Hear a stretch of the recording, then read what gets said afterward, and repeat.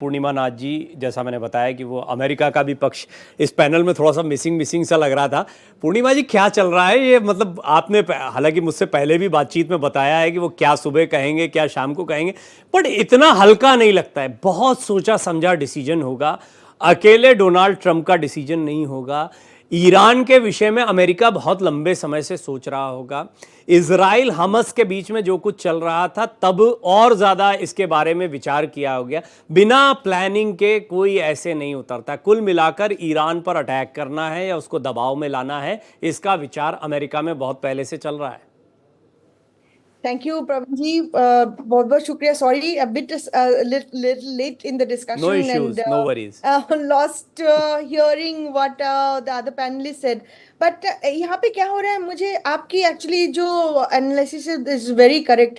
ये जो हो रहा है ईरान के मामला है, पहले से सोची समझी है, but ultimately we have to look at के गोल क्या है। इसमें गोल बेसिकली रिजीम चेंज का गोल है। ऑपरेशन सनराइज,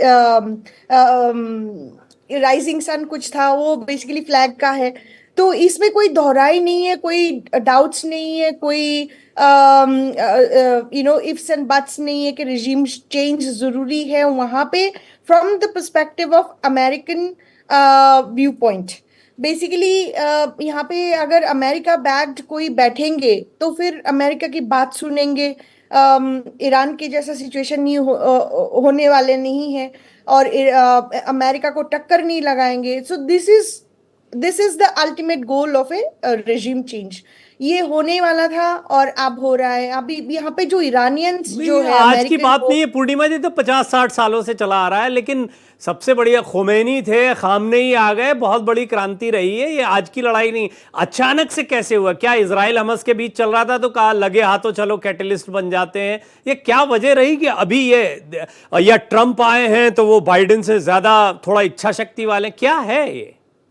लेकिन वो तो कह रहे हैं ना कि इनके पास इंफॉर्मेशन है कि यूरेनियम इतना स्टॉक पाइल कर दिए कि this is basically the entire reason is to build nuclear weapon. और ईरान के हाथ में न्यूक्लियर वेपन जैसा कोई वेपन उनके हाथ में कभी नहीं होना चाहिए।